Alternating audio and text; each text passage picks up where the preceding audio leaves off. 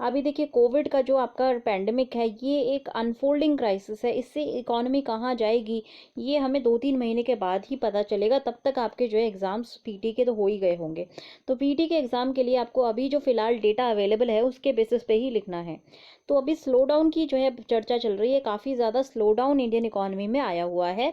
और recent data ये दिखाता है कि इंडियन इकोनॉमी में थोड़ी सी रुकावट आई है, मंदी आ रही है। तो बाकी अगर हम न्यूज़ के बारे में देखें तो रुकावट कैसे हमने देखी कि रुकावट आ रही है, ये पता चलता है जीडीपी। तो जीडीपी एक इंडिकेटर है।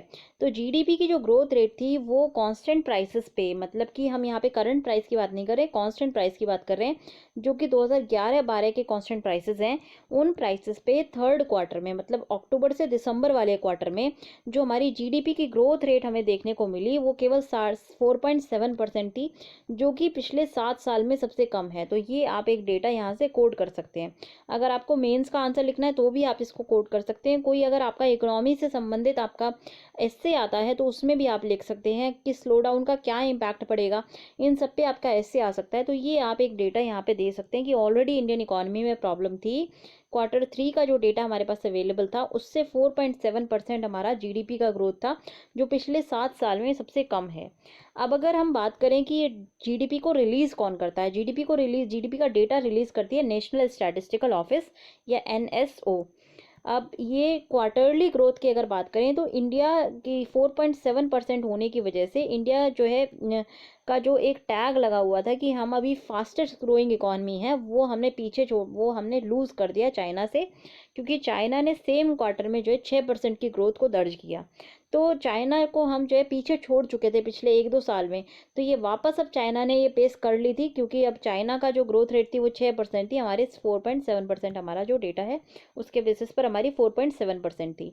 तो इकोनॉमिक सर्वे ने हमें बताया था, 2019-20 के इकोनॉमिक सर्वे ने बताया था कि 20-21 में जो हमारी ग्रोथ रेट होगी वो 6 से 6.5% होगी। तो ये देखिए जो सर्वे रिलीज हुआ था ना, उसने पैंडेमिक को देखा नहीं था कि पैंडेमिक आने वाला है। तो सर्वे ने जो बोला वो 6 से 6.5% बोला था। पर अब होना क्या है वो तो अब मुझे भी नहीं पता, आपको भी नहीं पता, गवर्नमेंट को भी नहीं पता है। फिर इसमें रीजन भी दिए गए थे। रीजन क्या है स्लो डाउन का? दो रीजंस आप बोल सकते हैं, एक तो स्ट्रक्चरल रीजन है, दूसरा साइक्लिकल रीजन है। साइक्लिकल मतलब कि बिजनेस लाइफ साइकिल में फ्लक्चुएशंस होते रहते हैं, कभी पीक होती है, फिर आपकी जो है डिक्लाइनिंग इकोनॉमिक एक्टिविटी हो जाती है, फिर वो सबसे जो है आपका डिप्रेशन वाले एरिया में चला जाता है, फिर दोबारा से ग्रोथ होने लगती है, पीक हो जाता है।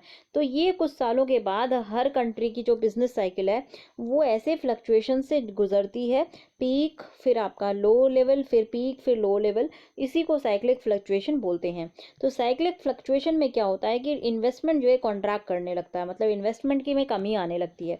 क्योंकि इन्वेस्टमेंट में कमी आने लगती है तो इन्वेस्टमेंट में एक मल्टीप्लायर इफेक्ट होता है। मतलब अगर आप इन्वेस्टमेंट करेंगे अगर 100 करोड़ का, तो उसका जो इफेक्ट पड़ेगा इकोनॉमी में कम से कम जो है 100 करोड़ से का कई टाइम्स पड़ेगा, मल्टीपल ऑफ n टाइम्स जो है इसका इफेक्ट पड़ता है। तो इसीलिए अगर इन्वेस्टमेंट ज़्यादा होगा तो n टाइम्स जो है इकोनॉमिक ग्रोथ बढ़ जाएगी, और अगर इन्वेस्टमेंट घटता है तो n टाइम्स जो है घट भी जाएगी। तो इसीलिए इन्वेस्टमेंट में स्लो डाउन आने से जो है आपका इकोनॉमी में थोड़ी सी प्रॉब्लम आने लगती है, और ये एक साइक्लिक रीज़न है। दूसरा क्या रीज़न है? दूसरा है स्ट्रक्चरल रीज़न, मतलब कि दूसरा रीज़न है कि आपका जो इकोनॉमिक स्ट्रक्चर है उसमें प्रॉब्लम है। उसमें क्या प्रॉब्लम है कि मैन्युफैक्चरिंग, इलेक्ट्रिसिटी और कंस्ट्रक्शन, इनमें स्लो डाउन आ गया। अब ये आपके कोर सेक्टर्स में से हैं, मैन्युफैक्चरिंग हुआ, इलेक्ट्रिसिटी हुआ, कंस्ट्रक्शन हुआ। अगर इनमें स्लो डाउन आ जाता है तो बहुत सारे सेक्टर इन पे डिपेंडेंट हैं, तो उनके अंदर भी स्लो डाउन कहीं ना कहीं देखने को मिलता है।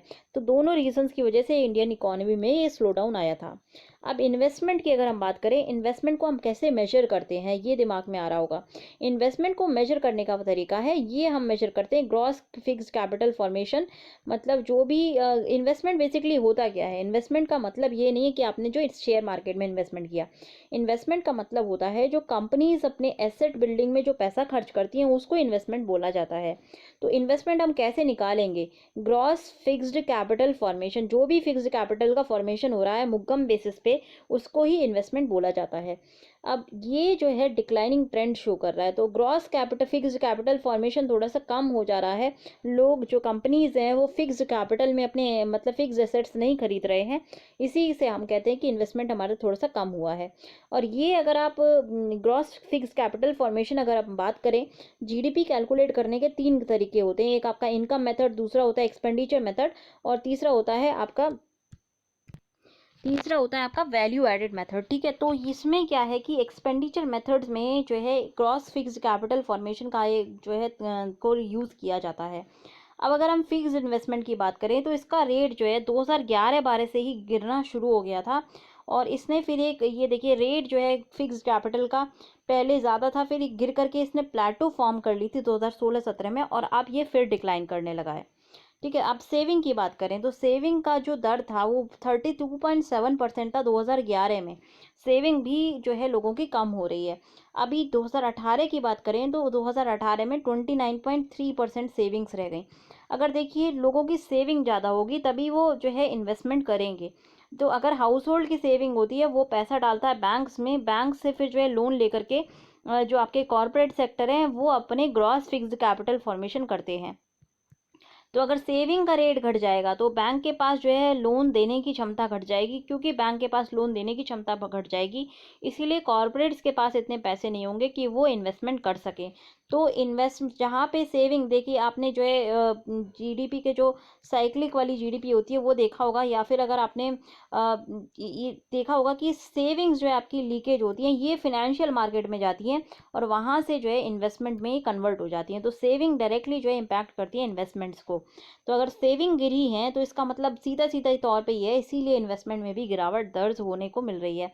अब सेविंग गिरने का मतलब रीज़न क्या है? सेविंग गिरने का रीज़न है कि जो वेज ग्रोथ है वो गिर रही है, मतलब हमारी सैलरी धीरे धीरे बढ़ रही है, सैलरी में बढ़ावट अच्छी नहीं है। ये अर्बन वेजेस की बात करें या रूरल वेजेस की बात करें, दोनों जगह पे सैलरी सही से नहीं बढ़ रही है, इसीलिए सेविंग रेट भी घट रहा है।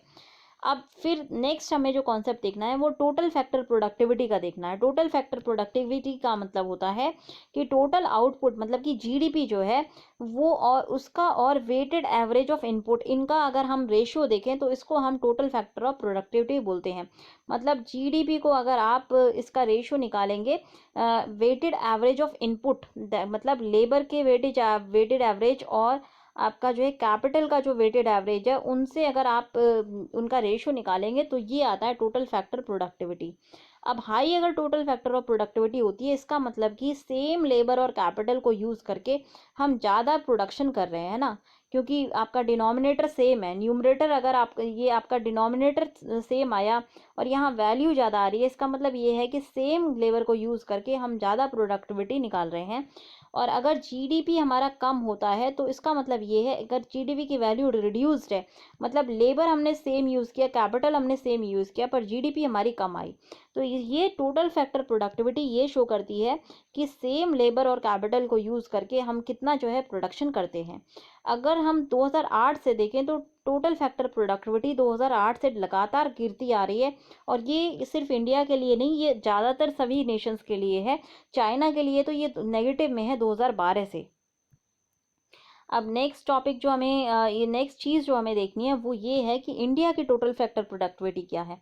अगर हम 2016 की बात करें तो टोटल फैक्टर प्रोडक्टिविटी 2016 में 3.5% थी, मतलब कि 3.5% थी हमारी। 2017 में ये गिर के 1.6% हो गई, 2018 में 2.4% हो गई। तो ये जो है आपकी कांस्टेंट गिरावट नहीं है, इसमें गिर रही है फिर उठ रही है। तो ये आपसे क्वेश्चन यहाँ से बन सकता है कि total factor productivity continuous decline कर रही है, गलत है वो, क्योंकि डिक्लाइन करी फिर पहले आपकी ज़्यादा थी, फिर डिक्लाइन करी, फिर दोबारा से थोड़ी सी पिकअप हुई है।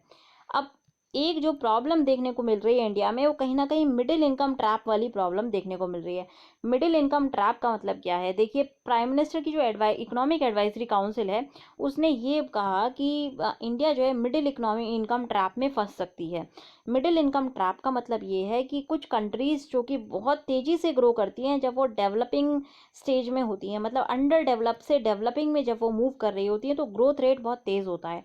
पर जब वो डेवलपिंग में आ जाती हैं और जब मिडिल इनकम तक पहुंच जाती हैं, फिर उनकी जो ग्रोथ रेट होती है वो रिड्यूस हो जाती है, जिससे कि वो डेवलपिंग स्टेज से निकल करके डेवलप्ड में नहीं पहुंच पाती। तो इसको बोला जाता है मिडिल इनकम ट्रैप। तो इंडिया में भी यही फिनोमेना ये जो है नया फिनोमेना है 2007 से देखने को मिला है, और इंडिया भी यहाँ पे फंस सकती है।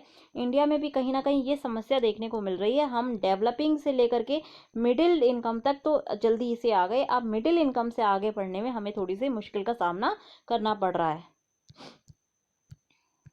अब इस ऑटो इंडस्ट्री का क्या हाल है? अगर हम society of Indian automotive manufacturers SIAM का डेटा देखें, तो ऑटो इंडस्ट्री में बहुत तेज़ी से डिक्लाइन आया सेल में, और जुलाई के महीने में सबसे ज़्यादा डिक्लाइन आया था, मतलब जुलाई 2019 में। रीज़न क्या है? एक तो आपका नॉन बैंकिंग फाइनेंशियल कंपनी के जो क्राइसिस था, उसकी वजह से जो ये जो है आपका पेइंग पावर कहीं ना कहीं लोगों की कम हुई, जिससे कि जो है ऑटो की सेल भी कम हुई है। उसके अलावा मल्टीपल मिनिस्ट्रीज़ ने अपनी पॉलिसीज़ को रीसेट कर दिया, जैसे कि अभी नए आपके जो है व्हीकल नॉर्म्स आ रहे हैं, BS4 के नॉर्म्स आ रहे हैं, तो लोगों ने फिर लोग वेट और वॉच की सिचुएशन में कि जब आ जाएंगे नॉर्म्स, जब नई निकलने लगेंगी गाड़ियां तब खरीदेंगे। उसके अलावा बहुत सारे लोग जो है ओला, उबर और बाकी जो टैक्सी एग्रीगेटर्स हैं उनको पसंद करने लगे हैं। तो इसीलिए वो अब अपनी पर्सनल कार्स खरीदने की जगह वो ऐसी हायर टैक्सी कैब सर्विसेज को यूज़ कर रहे हैं। तो ये और एक रीज़न है। अब एडिशनल इन्फॉर्मेशन देखिए, क्या क्या चेंजेस आए हैं इंडिया की GDP की सीरीज़ में। तो 2015 में जो है आपकी सेंट्रल स्टैटिस्टिक्स ऑफिस ने नया मेथड निकाला था GDP की कैलकुलेशन का। तो सबसे पहला जो चेंज आया, वो पहले बेस ईयर जो है आपका हुआ करता था 2004-05, ठीक है। 2004-05 के जो प्राइसेस थे उनको हम लेते थे बेस ईयर प्राइसेस पे। तो बेस ईयर जो है चेंज होते रहना चाहिए हर 5-6 साल में, क्योंकि अगर आप 10 से 11 साल पुराना डेटा देखेंगे तो वहाँ पे जो प्राइसेस हैं वो आज के रियलिस्टिक प्राइसेस नहीं होते। इसीलिए चेंज करना ज़रूरी होता है बेस ईयर को। तो चेंज करके बेस ईयर को 2011 और 12 कर दिया गया था। पहला चेंज तो ये आया आपका। दूसरा चेंज ये आया था कि इन्होंने जो है रिकमेंडेशन आई थी, एक सिस्टम ऑफ नेशनल अकाउंट्स, ये 2008 में रिकमेंडेशंस आई थी, तो इनको जो है लागू कर दिया है। अब इसमें लागू करके क्या चेंज आया? चेंज ये आया कि ग्रॉस वैल्यू एडेड और नेट वैल्यू एडेड ये अब बेसिक प्राइसेस पर होंगे। पहले क्या होता था, ये फैक्टर प्राइस पर होते थे। फैक्टर प्राइस मतलब कि जो प्राइस जिसमें कि इनडायरेक्ट टैक्सेस ऐड नहीं होते, उस प्राइसेस पर होते थे। अब जो आपकी ग्रॉस वैल्यू एडेड होगी या नेट वैल्यू एडेड होगी, ये बेसिक प्राइस पर कंसिडर की जाएगी। इसका मतलब ये है कि मार्केट प्राइस को हम यूज़ करेंगे हेडलाइन GDP के लिए। तो GDP eight market price use होगा, ना कि GDP एट फैक्टर कॉस्ट, ठीक है। ये एक चेंज आया है। पहला चेंज हमने देखा कि 2011-12 का डेटा जो है हमारा यूज़ किया जाएगा। दूसरा चेंज आया है कि अगर हमें GDP कैलकुलेट करना है, तो GDP जो हम यूज़ करेंगे GVA में, वो फैक्टर प्राइस पर नहीं लेकर के मार्केट प्राइस पर लिया जाएगा, ठीक है। ये दूसरा चेंज है। ये जो है चेंज इसलिए किया गया क्योंकि नई कैलकुलेशन कंज्यूमर सेंट्रिक ज़्यादा हो जाती है, क्योंकि इसके अंदर इनडायरेक्ट टैक्सेस और सब्सिडीज़ का क्या प्रभाव पड़ेगा वो जो है कैप्चर की जा सकती है। दूसरी चीज़ क्या है कि इनकॉर्पोरेटेड एंटरप्राइजेस, मतलब कि ऐसी कंपनीज जिनको हमने रजिस्टर नहीं करवाया हुआ है और पर वो अकाउंट मेंटेन करती हैं, तो उनको जो है क्वासी कॉरपोरेशन की तरह ट्रीट किया जाएगा। तो उनका भी प्रोडक्शन जो है कैलकुलेट होगा फॉर्मल सेक्टर में। ये दूसरा चेंज आया है। तीसरा चेंज क्या आया है, MCA 21 डेटाबेस को इनकॉर्पोरेट कर दिया गया है। तो ये क्या है, ये एक आपका कॉम्प्रिहेंसिव कवरेज करता है कॉर्पोरेट सेक्टर की, मतलब कि ये माइनिंग, मैन्युफैक्चरिंग, सर्विसेज, सारा डेटा आपको MCA की, ministry of commercial consumer affairs की आपकी MCA 21 की आपका एक वेब पोर्टल इन्होंने लॉन्च किया है। उस पर आपको सारा एक डेटाबेस में ये सारी जो डेटा है वो आसानी से एक जगह मिल जाएगा। अब इन्होंने एक फॉर्म भी बना दिया है जो कॉम्प्रिहेंसिव फॉर्म है। अगर आप कोई इंडिया में कंपनी नहीं खोलना चाहता है तो MCA 21 का जो फॉर्म है वो फिल करके ये खोल सकता है।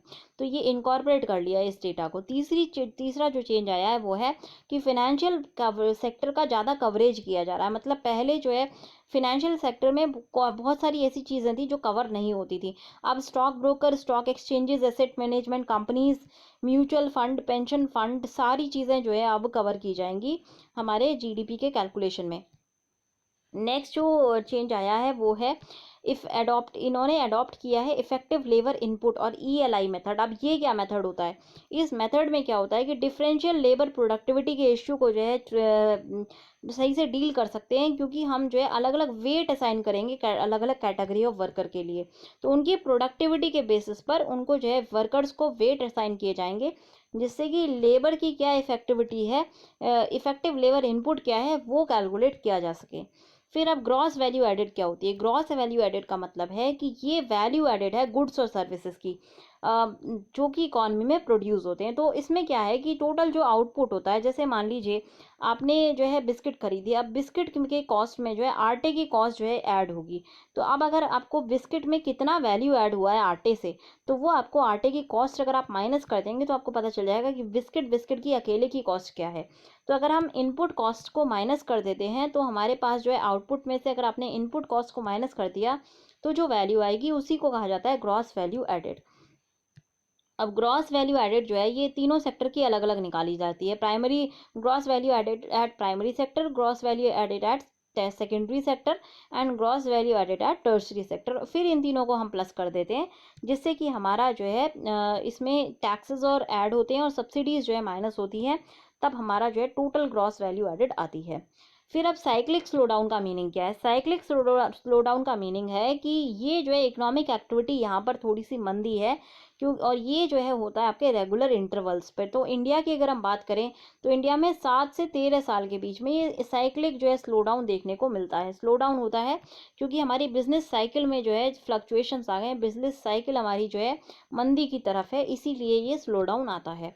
फिर नेक्स्ट क्या है? स्ट्रक्चरल साइक्लिक स्लो डाउन को कैसे सही कर सकते हैं? साइक्लिक स्लो डाउन को हम जो है फिजिकल और मॉनेटरी जो है मेजर्स के द्वारा ठीक कर सकते हैं। नेक्स्ट आपका जो स्लो डाउन होता है वो स्ट्रक्चरल स्लो डाउन होता है। स्ट्रक्चरल स्लो डाउन मतलब कि ये इकोनॉमी में बहुत डीप रूटेड कोई मुद्दा है, इकोनॉमी का स्ट्रक्चर ही खराब है, इकोनॉमी में जो है स्ट्रक्चरल प्रॉब्लम है, जैसे कि कोई डिसरप्टिव टेक्नोलॉजी आ गई या फिर आपकी पॉपुलेशन बहुत तेजी से चेंज हो गई, तो उसकी वजह से आपका स्ट्रक्चरल स्लो डाउन आ जाएगा। जैसे मान लीजिए बहुत सारे लोग एक साथ जो है रिटायर कर जाते हैं, तो आपकी जो वर्किंग पॉपुलेशन है वो तो कम हो गई और जो डिपेंडेंट पॉपुलेशन है वो बढ़ जाती है, तो ये जो स्लो डाउन इसकी वजह से आएगा, ये स्ट्रक्चरल स्लो डाउन आएगा। तो ऐसे स्लो डाउन्स को हम जो है स्ट्रक्चरल स्लो डाउन बोलते हैं। अब इनको अगर फिक्स करना है तो गवर्नमेंट को जो है स्ट्रक्चरल चेंजेस लाने पड़ेंगे, जैसे कि 1991 में हम न्यू इंडस्ट्रियल पॉलिसी लेकर के आए थे, वो एक स्ट्रक्चरल स्लो डाउन को चेंज करने के लिए लाए थे। नेक्स्ट जो टर्म आपको देखना है वो स्टैगफ्लेशन का है। स्टैगफ्लेशन का मतलब होता है स्टैग्नेशन प्लस इन्फ्लेशन। स्टैग्नेशन हो गया है प्लस इन्फ्लेशन भी हो गया है। इन्फ्लेशन का मतलब होता है तेजी से अगर आपकी प्राइसेस बढ़ें, consistently persistent increase in prices हो, तो उसको इन्फ्लेशन बोलते हैं।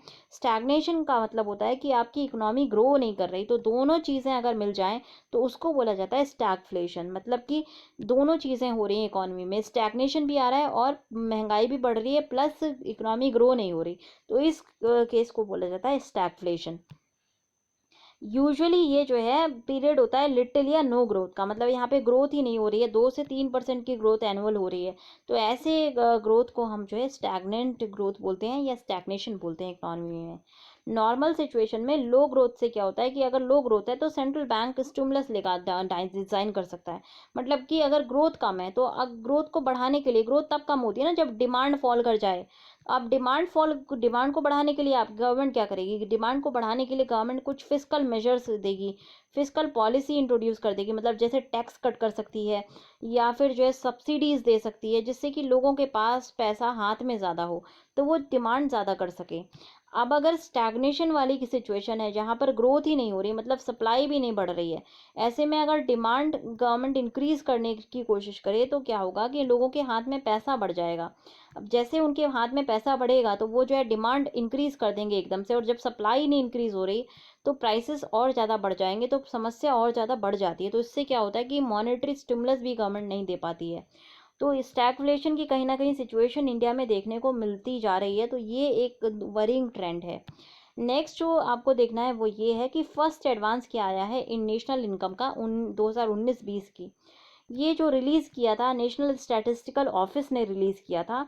अब जो एडवांस आपका एस्टिमेट है की बेंचमार्क इंडिकेटर्स, जैसे कि आपके की बेंचमार्क इंडिकेटर क्या होते हैं, आईआईपी मतलब इंडेक्स ऑफ इंडस्ट्रियल प्रोडक्शन, दूसरा होता है financial performance of listed companies जो प्राइवेट कंपनी कॉर्पोरेट सेक्टर में होती हैं। उसके अलावा आपका स्टेट और गवर्नमेंट से जो है इंफॉर्मेशन, सेंट्रल और स्टेट गवर्नमेंट से इंफॉर्मेशन अलग अलग इंडिकेटर्स पे, जैसे कि डिपॉजिट पे इंफॉर्मेशन और क्रेडिट के ऊपर इंफॉर्मेशन, इन सब से जो है एडवांस एस्टिमेट निकाला जाता है नेशनल इनकम का। तो ये एडवांस एस्टिमेट इसलिए है क्योंकि यहाँ पे जो है हम एक्चुअल फिगर नहीं पता है, हमने स्टैटिस्टिकल मेथड को यूज़ करके एक्सट्रापोलेशन किया हुआ है, ये देखने के लिए कि अब जो 8 महीने की पूरी हमारी जो इनकम आई थी उसको फर्दर 12 महीने तक एक्सपैंड करके अगर हम जो है इन एस्टिमेट्स निकालें तो उनको एडवांस एस्टिमेट बोला जाएगा। नेक्स्ट टॉपिक जो हमें देखना है वो फॉरेन करेंसी बोरोइंग या एफसीबी के बारे में देखना है। फॉरेन करेंसी बोरोइंग अब है क्या चीज़? बजट 2019-20 में फिनेंस मिनिस्टर ने ये कहा था कि गवर्नमेंट जो है क्या स्टार्ट करेगी, ये बोरोइंग प्रोग्राम स्टार्ट करेगी जो कि सॉवरेन बॉन्ड्स के थ्रू दिए जाएंगे। तो सॉवरेन बॉन्ड का मतलब क्या होता है? सॉवरेन बॉन्ड का मतलब होता है कि एक्सटर्नल मार्केट, जो कोई भी अगर गवर्नमेंट लोन ले रही है बॉन्ड के थ्रू, तो उसको गवर्नमेंट के जो इशूड बॉन्ड्स होते हैं उनको सॉवरेन बॉन्ड बोला जाता है। अब ये जो सॉवरेन बॉन्ड इंडिया इशू करने वाली है ये एक्सटर्नल मार्केट में इशू किए जाएंगे, मतलब कि ये फॉरेन इन्वेस्टर्स के लिए होंगे, ये डोमेस्टिक पॉपुलेशन के लिए नहीं है। और करेंसी, किस करेंसी में ये इशू होंगे? ये एक्सटर्नल करेंसी में, मतलब डॉलर्स या अदर कोई एक्सटर्नल करेंसी है उसमें ये फॉरेन बॉन्ड्स जो है इशू किए जाएंगे। बाकी और न्यूज़ क्या है, इंडियन गवर्नमेंट ने कई बारी ऐसा आइडिया निकाला है कि हमें जो है फॉरेन करेंसी बॉन्ड्स को इश्यू करना चाहिए। ये आइडिया कई बारी डिस्कस हुआ है 1990 से लेकर के, पर इसके ये किस किस रीज़न की वजह से रिकमेंडेड है? पहला रीज़न ये है कि अगर bond market, domestic bond market अगर आपका अच्छा नहीं है तो आप फॉरेन बॉन्ड मार्केट से कुछ पैसा पैसा जो है उठा सकते हैं। इससे क्या होगा कि इंडिया के अंदर जो क्राउडिंग आउट इफेक्ट है वो ख़त्म हो जाएगा।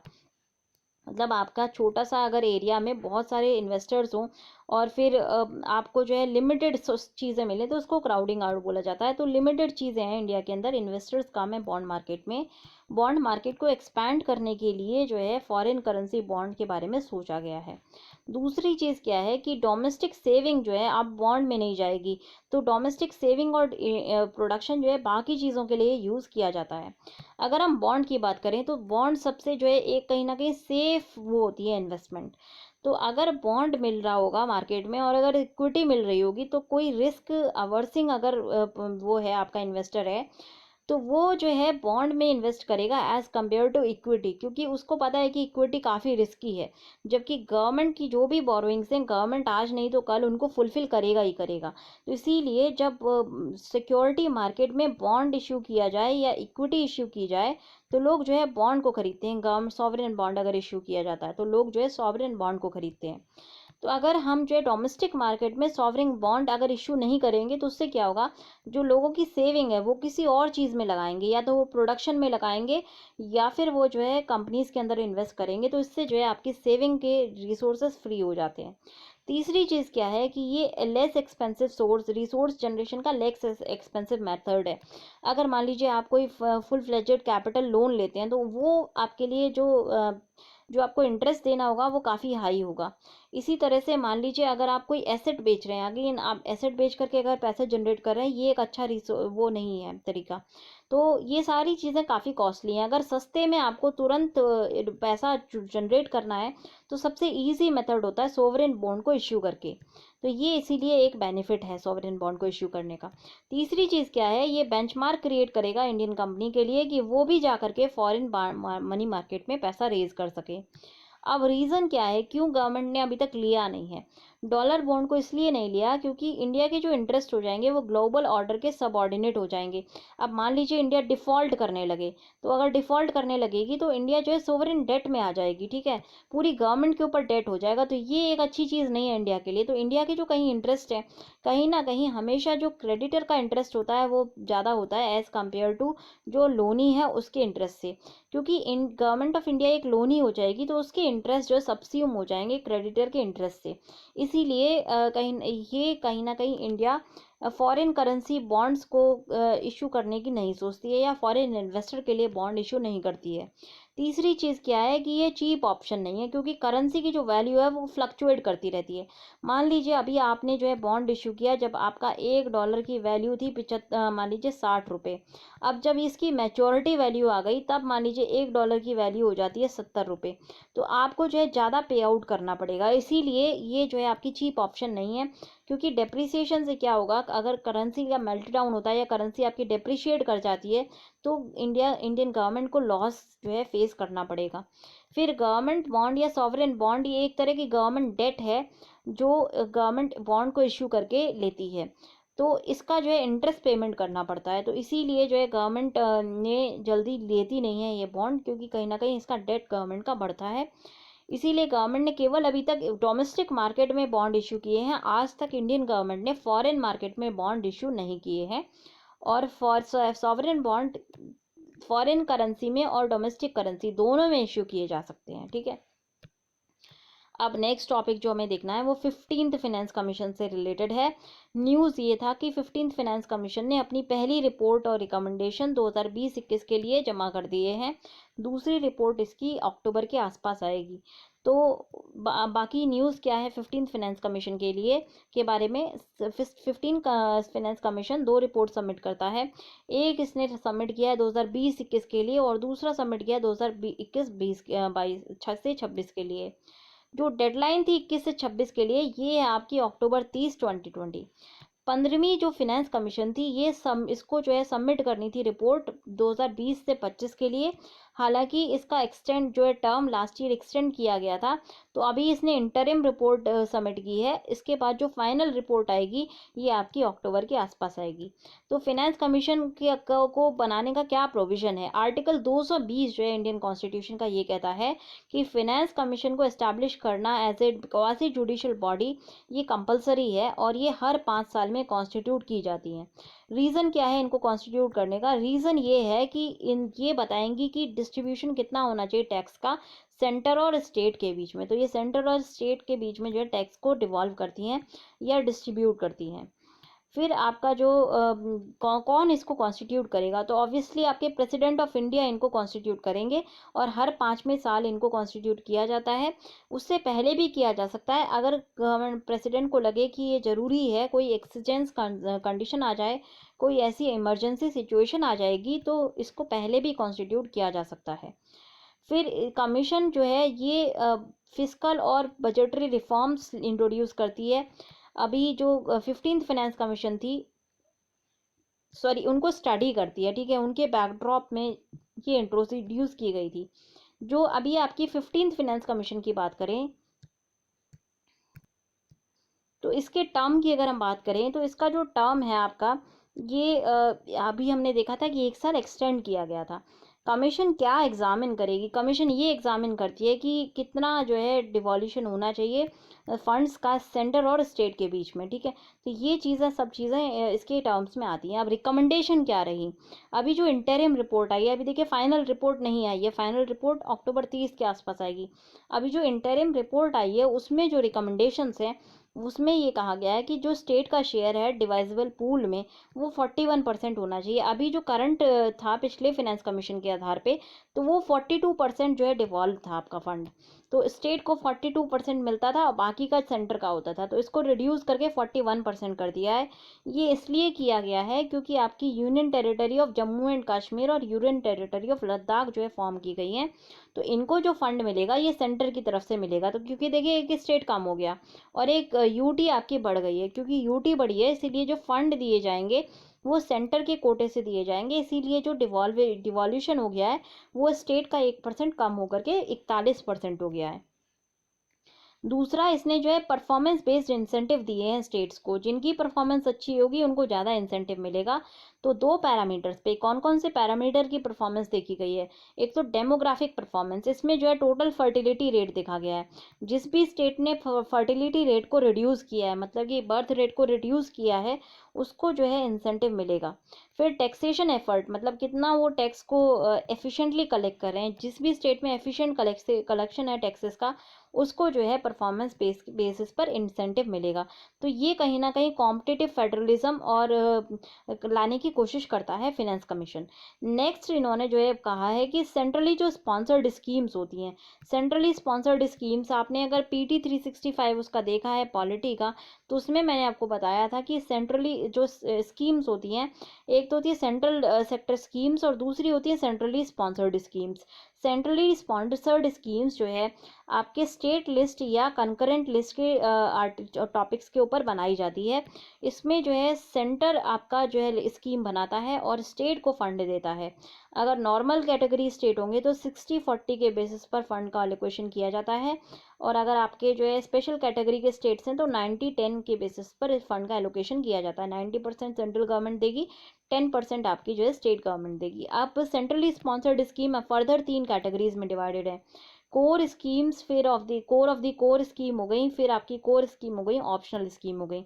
ये दोनों मैंडेटरी होती हैं। Core of the core mandatory होती है और कोर स्कीम जो है स्टेट्स के लिए मैंडेटरी होती हैं। तो इन्होंने ये कहा है अभी टोटल 28 जो है आपकी सेंट्रली स्पॉन्सर्ड स्कीम्स हैं। तो फिनेंस कमीशन ने कहा है इनकी जो संख्या आप कम करिए और इनको जो है आप अच्छे से रेशनलाइज कीजिए। रिपीटेशन हो रहा है आपकी स्कीम्स में, तो इसको रेशनलाइजेशन की ज़रूरत है। सेंटर को जो है पूरी पूरी इनकी ऑफ बजट बोरोइंग्स कितनी है ये बतानी पड़ेगी। तो ये एक की रिकमेंडेशन है। सेंटर और स्टेट दोनों को पूरी तरह से रिवील करनी पड़ेगी कि बजट के अलावा आपने पीछे से क्या बोरोइंग कर रखी है, चुपचाप से क्या बोरोइंग कर रखी है वो भी आपको बतानी पड़ेगी।